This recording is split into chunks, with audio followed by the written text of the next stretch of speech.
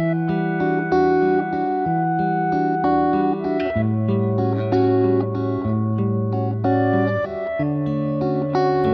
2025వ సంవత్సరం అలా ఉండకూడదు. ఎలా ఉండకూడదు? హ్యాపీ అనేటువంటిది సంవత్సరానికి కాదు, కానీ నీ జీవితానికి కావాలి. దేవునికి స్తోత్రం, హల్లెలూయా. చెప్పండి, ఏం కావాలి? సంతోషం, ఆనందం, సమాధానం, నెమ్మది, సుఖం అనేటువంటిది మనము చెప్పుకోవడానికే కాదు, కానీ అది మన జీవితంలో అనుభవించేదిగా ఉండునుగాక. దేవుడి సంవత్సరములో మీ నోటి నిండా నవ్వు కలగ చేయునుగాక. ఎప్పుడు వస్తుంది నవ్వు? ఎప్పుడు వస్తుంది నవ్వు? అన్ని పరిస్థితులు అనుకూలంగా ఉండి సంతోషంలో ఉన్నప్పుడు నవ్వు వస్తుంది. నీకు అన్ని పరిస్థితులు అనుకూలంగా ఉండాలి. ఉండాలా ఉండద్దా? ఎంతమంది ఉండాలనుకుంటారు? ఈ సంవత్సరం నేను అనుకున్నట్టుగా జరగాలి. రైట్, దేవునికి మహిమ కలిగింది కాక. ఇప్పుడు అనుకున్నట్టుగా అంటే ఇప్పుడు నువ్వు అనుకున్నది ఏదో కాదు, నువ్వు అనుకోవాల్సింది నేను చెప్తాను. దేవునికి స్తోత్రం, హల్లెలూయా. ఈ సంవత్సరములో దేవుడి కార్యాలు మన జీవితంలో చూడాలి. ఇది ప్రతి సంవత్సరం లాగా ఇది ఉండకూడదు. ఈ 2025వ సంవత్సరంలో నీ జీవితంలో ఒక అద్భుతమైనటువంటి దైవికమైన సన్నిధిని నువ్వు అనుభవించాలి. ఆయన ప్రసన్నతను అనుభవించాలి. ఆయన మహిమలో నిత్య సంతోషమును అనుభవించాలి. అది ఎలా జరుగుతుంది? ఒక భయంకరమైనటువంటి పరిస్థితులను మనము చూస్తూ ఉంటున్నాం ప్రపంచంలో. దానిని బట్టి ఒక భక్తుడు ఒక పాట కూడా రాస్తున్నాడు. అదేంటంటే, దుర్దినములు రాకముందే, సర్వము కోల్పోకముందే, అంధత్వము కమ్మకముందే, ఉగ్రత దిగి రాకముందే, అంధత్వము కమ్మకముందే, ఉగ్రత దిగి రాకముందే, స్మరించు రక్షకుని అనుకూల సమయమున, చేర్చుకో యేసుని ఆలస్యం చేయక. స్మరించు రక్షకుని అనుకూల సమయం. ఏం చేయాలంటండి? ఏం చేయాలంట? ఈ 2025వ సంవత్సరంలో ఈ మొదటి సందేశంలో ప్రభు అయినటువంటి దేవుడు మనతో మాట్లాడుతున్న మాట ఏంటంటే, 2024వ సంవత్సరంలో ఒకవేళ దుర్దినాలు వచ్చాయేమని, చెడ్డ దినములు నిన్ను బాధ పెట్టాయేమో, ఒకవేళ చెడ్డ దినములు నిన్ను ఇబ్బందుల పాలు చేసాయేమో, ఒకవేళ చెడ్డ దినములు నీ జీవితంలో ఈరోజు నా జీవితంలో లేకుంటే బాగుండు అనుకున్నావేమో, ఒకవేళ ఈ డేట్ ఈ క్యాలెండర్లో నా జీవితంలో లేకుంటే బాగుండు అనుకున్నావేమో, ఒకవేళ. ప్రియ స్నేహితులారా, ఈ 2025వ సంవత్సరంలో ఈ క్యాలెండర్లో ఈరోజు నాకు కావాలి, ఈరోజు నాకు కావాలి, ఈరోజు ఉండటం వల్ల నిన్ను సంతోషిస్తున్నాను, ఈరోజు ఉండటం వల్ల నేను ఆనందిస్తున్నానని నువ్వు చెప్పాలి. దేవునికి స్తోత్రం. చెప్పండి గట్టిగా. ఏం చేయాలి నువ్వు? ఏం చేయాలి నువ్వు? క్యాలెండర్లో ఉన్నటువంటి 365 రోజులు ప్రతిరోజు ఈరోజు నాకు చాలా హ్యాపీ అని చెప్పాలి. ప్రతి దినము ప్రతి డేట్ కూడా ఇది నాకు కావలసిన రోజు, ఇది నాకు కావలసినటువంటి డేటు అని ప్రతిరోజు నువ్వు చెప్పాలి. అలా చెప్పాలంటే ఈ నూతన సంవత్సరంలో నువ్వేం చేయాలి? ఈ నూతన సంవత్సరంలో నువ్వు చేయాల్సిన కొన్ని పనులు చెప్తా. నిజంగా మీరు కోరుకున్నట్టుగా మీ జీవితంలో గనక ఈ సంవత్సరంలో ప్రతి డేటు 2024లో కొన్ని డేట్లని మనం అనుకొని ఉంటాం. ఒకవేళ ఈ డేటు లేకుంటే బాగుండని చెప్పేసి, అవునా కాదు? చెప్పండి. చాలా సందర్భాలు నేనైతే అనుకున్నాను, మరి మీరు అలా అనుకున్నారో లేదు. ఈ రోజు లేకుంటే ఉంటే బాగుండు అనుకున్నాను, కానీ అది ఖచ్చితంగా ఉండి తీరింది. అయితే ఈ 2025లో ప్రభు అలా జరగకూడదయ్యా, అలా ఉండకూడదు ప్రభు అని హృదయపూర్వకంగా దేవుని సన్నిధిలో ప్రార్థించి కనిపెట్టినప్పుడు ఆయన ఇచ్చినటువంటి కొన్ని మాటలను నేను మీకు పరిచయం చేసి దేవుని సన్నిధిలో ముందుకు సాగుతాను. ఈ 2025లో లేదా నూతన సంవత్సరంలో ఇటువంటి సంవత్సరంలో వస్తుంటాయి, పోతూ ఉంటాయి. కానీ దేవుడు చెప్పింది చేయకపోతే, దేవుడు చెప్పిన మాట వినకపోతే, ఇటువంటి ఎన్ని సంవత్సరములు వచ్చినా ఎన్ని సంవత్సరములు పోయినా నీ జీవితంలో ప్రతిఫలాన్ని నువ్వు చూడలేం. నీ జీవితంలో ఫలములను నువ్వు చూడలేం. అయితే ఈ నూతన సంవత్సరంలో నువ్వేం చేయాలో ఒక మాట చూద్దాం. యెహోషువ గ్రంథము 14వ అధ్యాయం 8వ వచనాన్ని నేను మొదటిగా మీకు పరిచయం చేస్తున్నాను. నాతో కూడా బయలుదేరి వచ్చినటువంటి నా సహోదరులు యెహోషువ అంటున్నాడు, ప్రియ దేవుని బిడ్డలారా, నేను నా దేవుడైనటువంటి యెహోవాను, చెప్పండి, నేను, అందరి మాట చెప్పండి, ఈ 2025 సంవత్సరంలో చెప్పండి, అందరు నాతో పలకండి, ఈ 2025 సంవత్సరంలో నేను నా దేవుడైన యెహోవాను నిండు మనసుతో అనుసరించదను. నిండు మనసుతో, జాగ్రత్తగా గమనించండి. మన దేవుణ్ణి అనుసరించేటప్పుడు, ఆయనను వెంబడించేటప్పుడు, ఆయనతో కలిసి మనం ప్రయాణం చేసేటప్పుడు, ఆయనతో కలిసి మనం జీవించేటప్పుడు అంట ఎలుతు కొండల్లాగా మనం ఉండకూడదంట. ఎలుతు మనసుతో ఉండకూడదు. నీ జీవితంలో మనస్ఫూర్తిగా నిండు మనసుతో గనక ఈ 25వ సంవత్సరంలో నువ్వు దేవుణ్ణి అనుసరించగలిగితే ఆయన ఈ సంవత్సరము నీకు సంతోషకరమైన సంవత్సరంగా మారుస్తాడు. నువ్వు ఎవరు అయినప్పటికీ, ఇదిగో ఎటువంటి పరిస్థితుల్లో ఉన్నా సరే నిండు మనసుతో నువ్వు దేవుణ్ణి అనుసరించు. అక్కడ అంటాడు నాతో కూడా బయలుదేరి వచ్చిన నా సహోదరులు, నా జనులు, నా సహోదరులు. వాళ్ళ గురించి చెప్పట్లేదు కానీ అక్కడ, వాళ్ళ పరిస్థితుల గురించి మాట్లాడట్లేదు కానీ అక్కడ ఒకే ఒక విషయాన్ని యెహోషువ గ్రంథం 14వ అధ్యాయం 8వ వచనములో దేవుడు ఈరోజు మనతో చెప్తున్న మాట. నా ప్రియమైన దేవుని బిడ్డలారా, ఈ 2025 సంవత్సరంలో నువ్వేం చేయాలో తెలుసా? ఏం చేయాలో తెలుసా? ఒక 3-4 పనులు చెప్పి క్లుప్తంగా నేను ముగిస్తా. మొట్టమొదటి పని ఏం చేయాలి? నీ పక్కన వాళ్ళకి చెప్పండి ఒకసారి అన్నమాట. నువ్వు నీ దేవుడైన యెహోవాని నిండు మనసుతో అనుసరించాలి. చెప్పండి మంచిగా, అందరు చెప్పండి, మళ్ళా చెప్పండి. అట్లా కాదు. నేను చెప్పినట్టు చెప్పండి. నీవు నీ దేవుడైన యెహోవాను ఈ సంవత్సరం నిండు మనసుతో ఆరాధించని చెప్పండి. ఏం చెప్పారు మీ పక్కన వాళ్ళు మీకు? ఫస్ట్ దేవుడు చెప్పిండు, నన్ను నిండు మనసుతో ఆరాధించండి, అనుసరించండి. ఒకవేళ దేవుని మాట వినలేదే. రెండోదిగా సేవకునిగా నా ద్వారా దేవుడు పలికిస్తున్నాడు, మీరు మీ దేవుడైన యెహోవాను నిండు మనసుతో అనుసరించండి. ఒకవేళ నా మాట కూడా వినకుంటే మాలే, కానీ ఈ పక్కన వాళ్ళు చెప్తున్నారు, వాళ్ళ మాట అన్నా వినండి. మీ దేవుడైన యెహోవాను నిండు మనసుతో. ఎందుకు పక్కన వాళ్ళతో చెప్పిస్తున్నాను తెలుసా? మనకి దేవుని మాట కంటే, సేవకుని మాట కంటే పక్కని మాట చాలా విలువైనది. దేవుని మాట కంటే, సేవకుని మాట కంటే పక్క వాళ్ళు చెప్పిన మాటలకి బాగా ప్రభావితం అవుతాం, బాగా ప్రేరేపించబడతాం. పక్కన వాళ్ళు అన్నదే పట్టించుకుంటాం, సేవకుడు అన్నది పట్టించుకోం, దేవుడు అన్నది పట్టించుకుంటాం. పక్కన వాళ్ళు చెప్పిన మాటలే పట్టించుకుంటాం, సేవకుడు అన్నది చెప్పిన మాట, దేవుడు చెప్పిన మాట. అందుకోసమే నేను మీ పక్కన వాళ్ళతో చెప్పించాను, దయచేసి నా మాట వినకపోయినా పర్లేదు, దేవుని మాట వినకపోయినా పర్లేదు, మీ పక్కన వాళ్ళ మాటన్నా ఏం చెప్పారు మీ పక్కన వాళ్ళు మీకు? మీరు కరెక్ట్గా చెప్పలేదని బహుశా. ఏమని చెప్పాను నేను? అది పలకాలి. ఈ సంవత్సరము నీ దేవుడైన యెహోవాను నిండు మనసుతో నువ్వు ఎలితి 2024 సంవత్సరం అంతా ఎలితి బుద్ధితోటి, ఎలితి జీవితంతో, ఎలితి కొండలతోటి, ఎలితి మనసుతోటి సగమే వచ్చావేమో. ఒకవేళ 2024లో నీ జీవితంలో ఎటువంటి పరిస్థితులను బట్టి నువ్వు అలా చేసావో నాకైతే తెలియదు, కానీ అయితే దేవుడు నిన్ను ప్రేమిస్తున్నాడు. మరొక సంవత్సరాన్ని నీకు ఇచ్చాడు, మరొక సంవత్సరాన్ని నీ జీవితంలో పొడిగించాడు. ఈ సంవత్సరమైనా సరే నిండు మనస్సుతో ఏది చేసినా శక్తి లోపం లేకుండా చేయమని బైబిల్ చెప్తుంది. మీకు చాలాసార్లు చెప్పే ఈ మాటలు, చాలాసార్లు చెప్పా. బైబిల్లో కొన్ని ఎస్పెషల్గా మనకు కావాల్సిన మాటల్ని నేను ఎప్పుడు గుర్తు చేస్తూనే ఉంటాను. నీ జీవితంలో ఇదిగో 2024 సంవత్సరంలో ప్రతిదీ శక్తి లోపంతో చేసావేమో, చేయగలిగి కూడా చేయలేక ఆగిపోయావేమో. అయితే 2025 సంవత్సరంలో నువ్వు చేయగలిగిన దాని ప్రతిదీ కూడా నీలో లోపం లేకుండా చెయ్యి.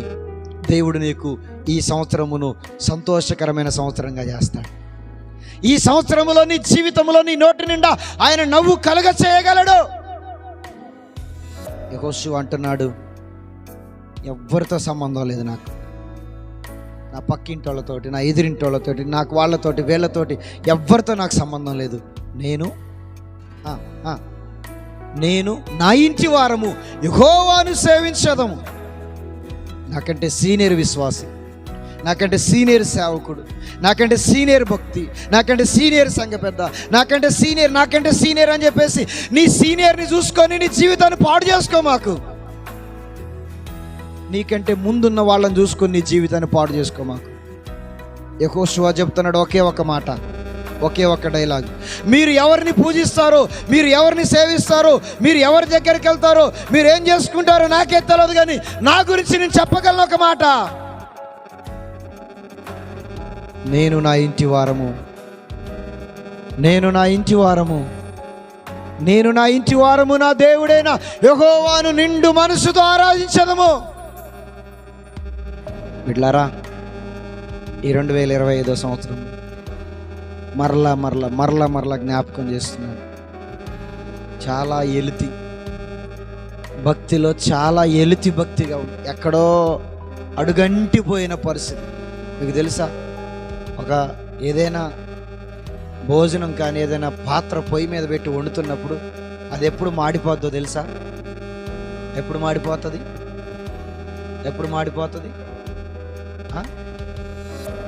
నిర్లక్ష్యం చేయకుండా ఆసక్తిగా కూర్చుంటే మాడిపోదా? అది ఎప్పుడు మాడిపోతుంది? మొన్న పప్పు మాడింది అన్నదా ఆంటీ.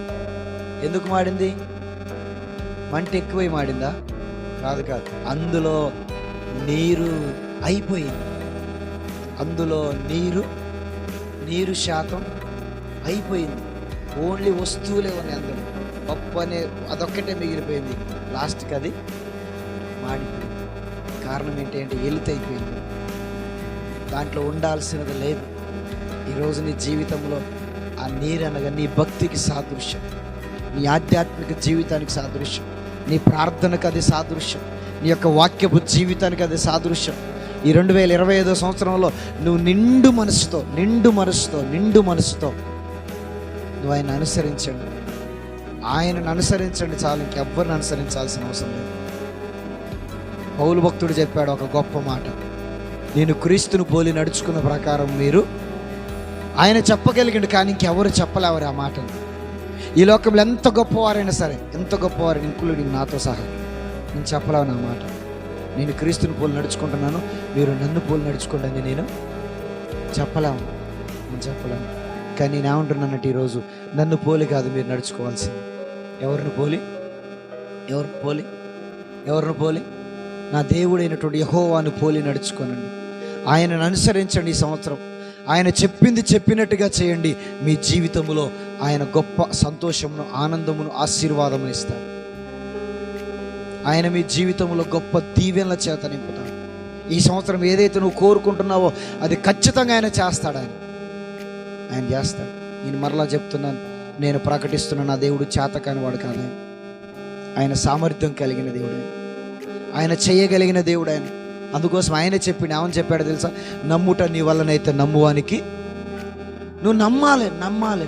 విశ్వసించండి. ఈరోజు నిండు మనసుతో ఆయన అనుసరించి ఆయన నమ్మితే ఖచ్చితంగా ఆయన నీ జీవితంలో ఉన్నతమైన కార్యాలను చేస్తాడు. ఆయనకు అసాధ్యమైనది కాదు. కానీ మనమే మన భక్తిహీనతతోటి, మన ఎలుతు బుద్ధితోటి, మన ఎలుతు కొండలతోటి, మన ఎలుతి భక్తితోటి, ఎలుతి ప్రార్థనతోటి దేవుణ్ణి చేతగాని వాడిని చేసి, అయ్యో ఈ కార్యము జరగదా, అయ్యో ఈ పంట రాదా, అయ్యో ఈ ఫలము రాదా, అయ్యో ఈ వ్యాపారంలో సక్సెస్ లేదా, ఈ ఉద్యోగంలో సక్సెస్ లేదా, ఈ కుటుంబంలో సంతోషం లేదా, ఈ యొక్క పనిలో సంతోషం లేదని చెప్పేసి అనేక విధాలుగా దుఃఖపడడానికి గల కారణం ఎవరయ్యా అంటే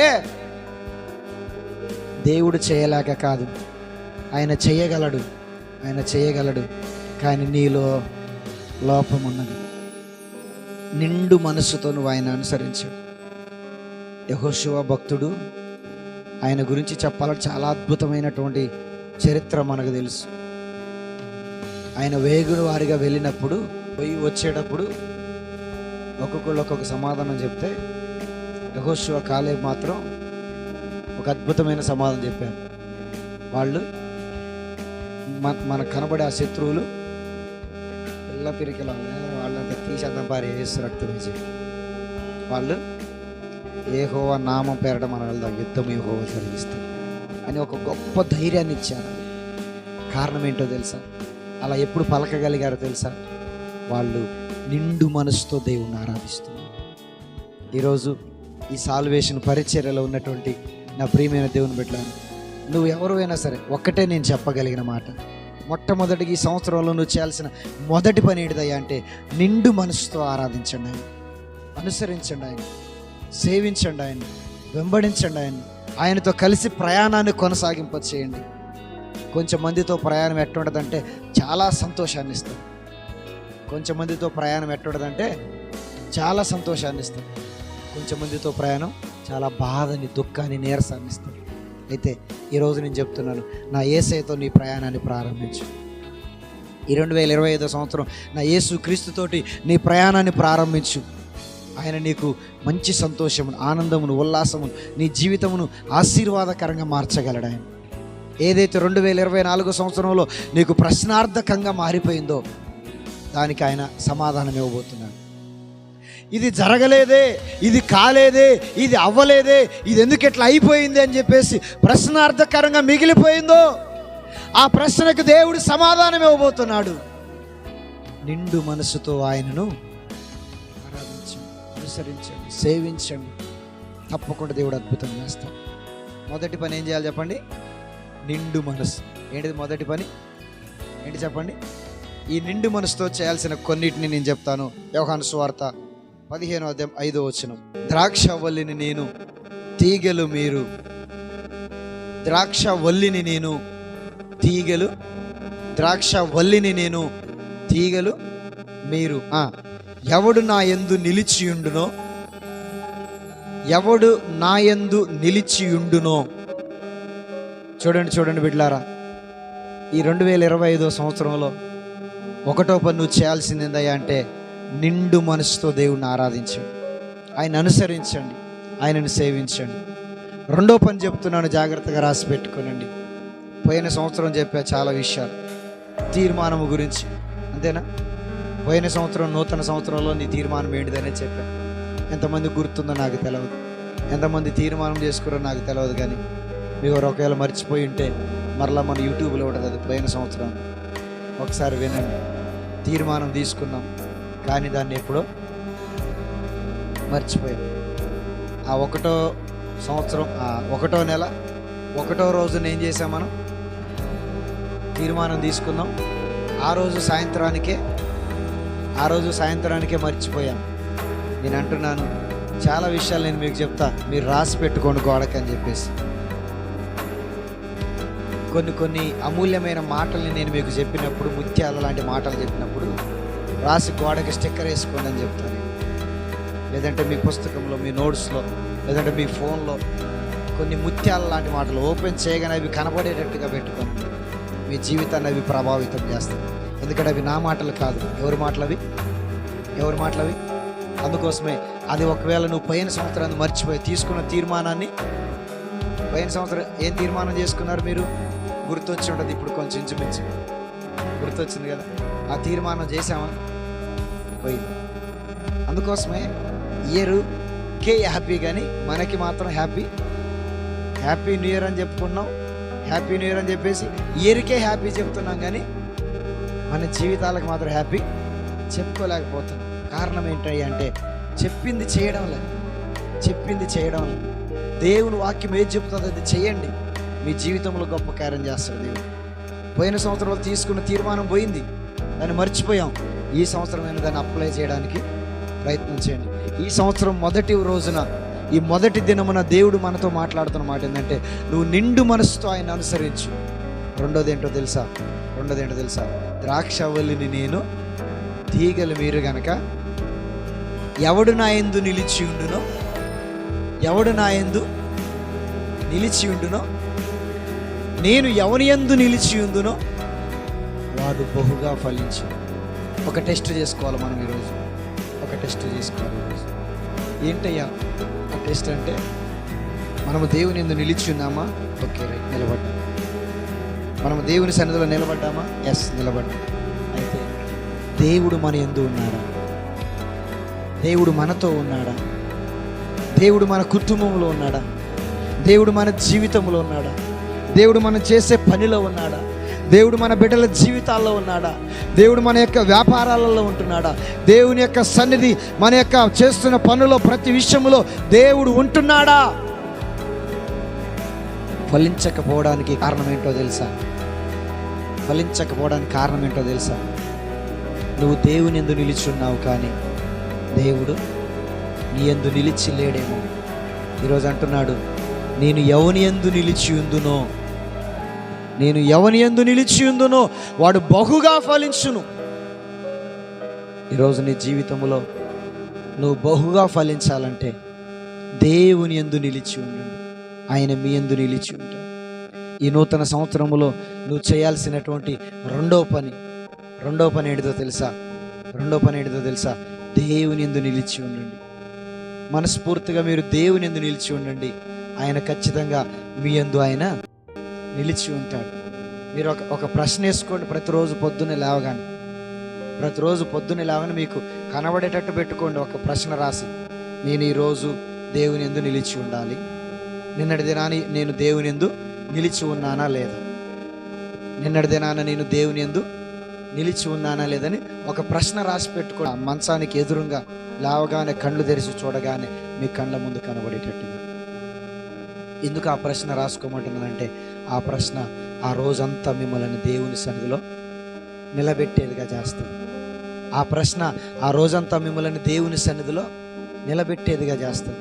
ప్రియ స్నేహితులారా, ఇందాక నేను ఫస్టే చెప్పే ఒక పాట, దుర్దినములు రాకముందే, సర్వమును కోల్పోకముందే ఒకరోజు రాబోతున్నది. అందరూ గమనించండి, ఒకరోజు రాబోతున్నది. అది చెడ్డ దినము.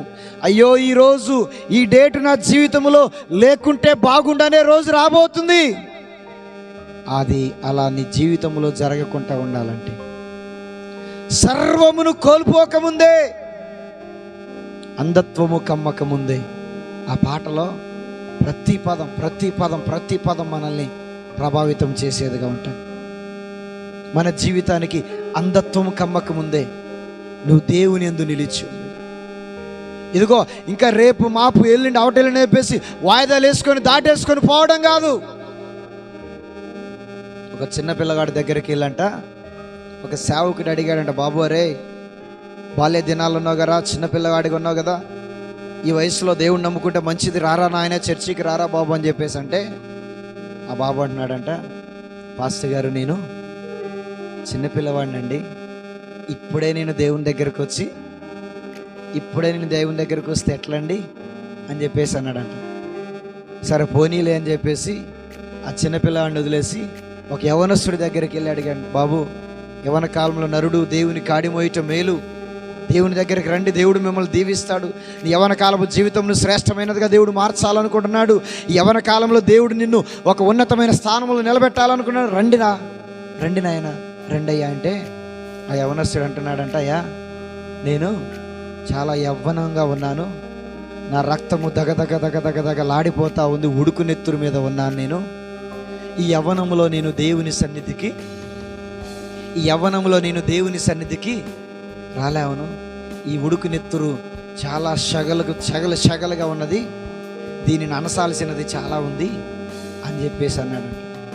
పోనీ అట్లని చెప్పేసి వాడు ఇట్లా అన్నాడని చెప్పేసి ఒక పెద్ద ఆయన దగ్గరికి వెళ్తే, అయ్యా దేవుని సన్నిధికి రండి అయ్యా, దేవుని నమ్ముకోనండి అయ్యా, దేవునిలో జీవించండి అయ్యా, ఆయన మోక్షాన్ని ఇస్తాడయ్యా, ఆయన పరలోకాన్ని ఇస్తాడయ్యా, ఆయన మీకు దీవెనిస్తాడు, రండయ్యా అంటే ఆయన అన్నాడంట, పాస్టర్ గారు మీకేం పని లేదా, నాకు చాలా పని ఉంది, నేను చాలా బిజీ మ్యాన్, నా పెండ్లం పిల్లలు కుటుంబం పోషణ ఆర్థిక ఇబ్బందులు ఎన్నో సమస్యలతో కొట్టుమిట్లాడుతున్నాను, ఇప్పుడు నేను చెప్పండి ఏమంటున్నాడు, ఇప్పుడు నేను ఇన్ని బాధ్యతల్లో ఇన్ని భారాలతో ఇన్ని కష్టాలతో ఇన్ని సమస్యలతో నేనుంటే ఇప్పుడు నన్ను ఎలా రమ్మంటున్నావు, నేను రాలేవను అన్నాడంట.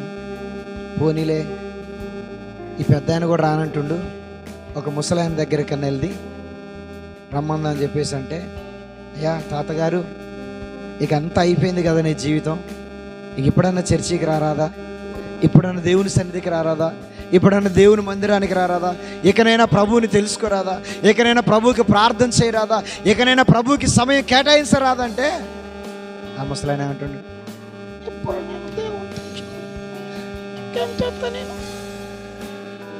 ఏమంటున్నాడు, ఇప్పుడు నేను దేవుని దగ్గరకు వచ్చి నేనేం చేస్తాను, ఇప్పుడు నేను దేవుని దగ్గరకు వచ్చి నేనేం చేస్తాను.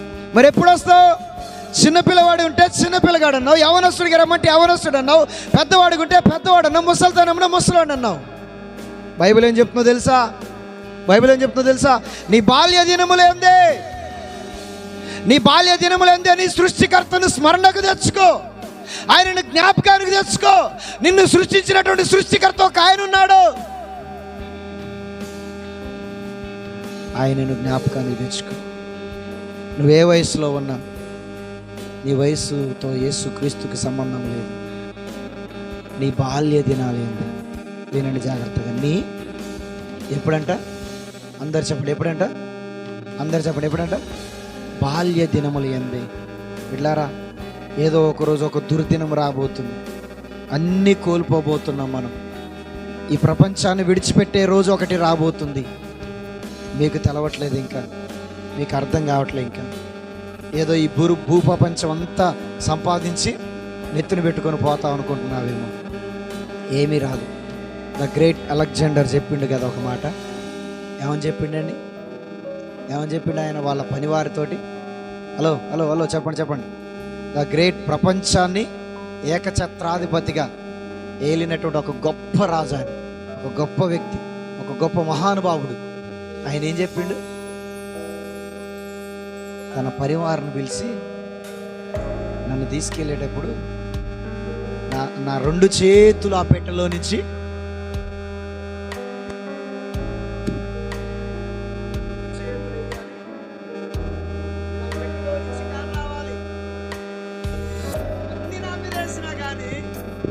నేను దేన్ని పట్టుకోలేకపోతున్నా, నా చేతులు ఖాళీగా ఉన్నాయి. ప్రపంచాన్ని జయించినా కానీ చేతులు ఖాళీగా ఉన్నాయి. చేతులు ఖాళీగా నేను వెళ్తున్నాను. నేమి తీసుకెళ్ళట్లే. బిడ్లారా, ఈరోజు నేను మిమ్మల్ని అడుగుతున్నాను, 2024లో నువ్వు కష్టపడి సంపాదించి, నువ్వు ప్రయాసపడి పొందుకున్నది చాలా ఉంది. ఒకవేళ ఈరోజు ఈ ఉన్న పాటన ఈ క్షణంలోనే ప్రభు నిన్ను పిలిస్తే ఏం పట్టకపోతావు చెప్పు? ఏం తీసుకెళ్తావు నువ్వు ఆయనతో? ఆ జీవితంలో ఏం తీసుకెళ్తావు చెప్పు? ఏమన్నా తీసుకెళ్ళగలమా? అందుకోసం క్షణికమైనటువంటి జీవితం, క్షణికమైన జీవితం. సర్వస్వాన్ని విడిచిపెట్టాల్సిన రోజు ఒకటి ఉన్నది ఖచ్చితంగా. సర్వస్వాన్ని విడిచిపెట్టే రోజు ఒకటి ఉన్నది ఖచ్చితంగా. అయితే అది విడిచిపెట్టక ముందే ప్రభువుని నిండు మనసుతో అనుసరించండి, ఆయనను ఆరాధించండి, ఆయనను సేవించండి, ఆయనలో నిలిచి ఉండడానికి ప్రయత్నం చేద్దాం. రెండోదిగా నేను చెప్పే మాట ఏంటిదో తెలుసా? ఈ 2025 సంవత్సరంలో నువ్వేం చేయాలి?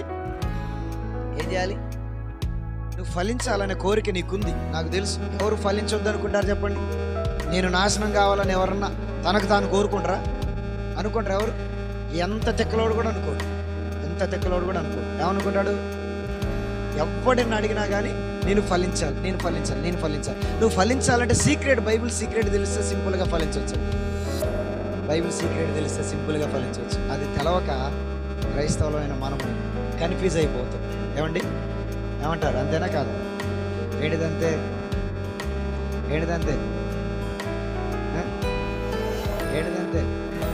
సూత్రం తెలవదు. లెక్కలకి సూత్రం తెలితే సింపుల్గా లెక్క చేయొచ్చు. ఆ సూత్రం తెలవకపోతే లెక్కల్లో నువ్వు జుట్టు పీక్కోవాలి. ఈ లెక్క 10 లెక్కలు 30 లెక్కలు. చాలా సింపుల్గా లెక్క చేయాలంటే నీకు ఏం తెలవాలి? మనం చెప్పే సూత్రం కాదు, ఆ లెక్కలు కూడా ఒక సూత్రం ఉంది. అది తెలిస్తే ఆ లెక్క సింపుల్గా చేయొచ్చు. అట్లాగే నువ్వు ఆశీర్వదించబడ్డానికి ఒక సూత్రం ఉంది బైబిల్. చాలా సూత్రాలు మీకు అప్పుడప్పుడు చెప్తూ ఉంటాయి, ఇదొక సూత్రం. ఇది తెలిస్తే, దీన్ని అర్థం చేసుకుంటే, దీన్ని నీ బుర్రలో నీ మట్టి బుర్రలో ఎక్కించుకుంటే ఖచ్చితంగా నువ్వు ఫలిస్తావు ఈ సంవత్సరం. నువ్వేం చేయాలంట అమ్మా చెప్పండి, ఏం చేయాలంట? రెండోదిగా నువ్వు దేవుని యందు నిలిచి ఉండాలి. దేవుడు నీ యందు నిలిచి ఉండేటట్టుగా నీ దేహమును ఏం చేయాలి? దేవుడు నిలిచి ఉంటేనే కదా బహుగా ఫలించేది. నువ్వు నిలబడితే కాదు, దేవుడు నిలబడితే ఫలిస్తావు. దేవుడు నీ యందు నిలిచి ఉండాలంటే దేహములో దేవుడు నివాసం చేయాలి. నీ దేహము దేవుని ఆలయమని నువ్వు ఎరగవా? నీ శరీరం ఏంటిదో తెలుసా? అది దేవుని ఆలయం. అది దేవుడు నివాసం చేసే స్థలం. దాన్ని పాడు చేస్తున్నావేమో. దాన్ని చక్కగా చేసుకుంటున్నావా? దాన్ని శుభ్రంగా ఉంచుతున్నావా? దాన్ని నీట్గా ఉంచుతున్నావా? దానిని ప్రేమగా చూసుకుంటున్నావా? కొన్నిసార్లు శరీరంతో సంబంధం లేదు, ఆత్మ ఉంటే చాలు సరిగ్గా అంటారు. తప్పు. నీ దేహము దేవుని ఆలయమని, నువ్వు దేవుడు నివాసం చేసే స్థలం అనేది నీకు తెలియదా? ప్రశ్న. బిడ్డలారా, ఈ 2025 సంవత్సరంలో నీ దేహమును కూడా చాలా జాగ్రత్తగా కాపాడుకోవాలి. అది రోగాల పుట్టగా ఉందేమో ఒకవేళ, అది సమస్యలతో నిండి ఉందేమో ఒకవేళ, అది రకరకాలైనటువంటి పిచ్చి ఆలోచనలతో నిండి ఉందేమో ఒకవేళ, లేదంటే ఆ శరీరము అనేక రకాలైన దుర్వ్యాపారాలకి గురైపోయిందేమో ఒకవేళ, అది అనేకమైన వ్యసనాలకి బానిస అయిపోయిందేమో ఒకవేళ. ఈరోజు నీ శరీరం మీద పనిచేస్తున్నటువంటి ప్రతి దయ్యము యేసు నామములో వెళ్ళిపోవును గాక. దేవునికి దూరం చేసేటువంటి నీ మీద పనిచేసే ప్రతి విధమైన దయ్యం యేసు నామములో నిన్ను విడిచిపోవును గాక. దేవుడు నీలో నిలిచి ఉండాలంటే, ఆ శరీరంలో దేవుడు నిలబడాలంటే దానిని చాలా పవిత్రంగా ఉంచాలి. ఏం చేయాలి చెప్పండి? దేవాలయమును మాత్రమే కాదు, మందిరమును మాత్రమే కాదు, కానీ నీ దేహమును కూడా చాలా పరిశుద్ధంగా, పవిత్రంగా, పరిశుభ్రంగా ఉంచాలి. ఈ 2025 సంవత్సరంలో నువ్వు చేయాల్సిన రెండవ పని, దేవుడు నీలో నిలిచి ఉండినట్లుగా నువ్వు జాగ్రత్తగా చూసుకోవాలి. అలా చూసుకుంటే నువ్వు ఖచ్చితంగా ఏం చేస్తావు? నువ్వు పెద్దగా ఉరుకురికి పనులు చేయాల్సిన అవసరం లేదండి. అట్లని ఇంటి దగ్గర కూర్చోమని దేవుడు ఏం చెప్పదు. పని చేయండి, భోజనం చేయొద్దని బైబిల్ చెప్తుంది. ఖచ్చితంగా పని చేయకపోతే పనివాడు జీతాన్ని పోతాడు. నువ్వు పని చేయకుంటే భోజనం కూడా చేయొద్దని బైబిల్ చెప్తుంది. ఖచ్చితంగా పని చేయాలి, ఏదో ఒక పని చేయాలి. కానీ అది చేసేటప్పుడు యథార్థత కలిగి, దేవుణ్ణి కలిగి ఆ పని చేయండి. ప్రభు మిమ్మల్ని దీవిస్తాడు. 2 పనులు చెప్పాను. ఒకటి, ఈ సంవత్సరంలో చేయాల్సింది నిండు మనసుతో ఆయన అనుసరించాలి. రెండవది, దేవుడు నీ యందు నిలిచి ఉండేటట్టుగా నీ శరీరాన్ని బహు జాగ్రత్తగా దానిని కాపాడుకో.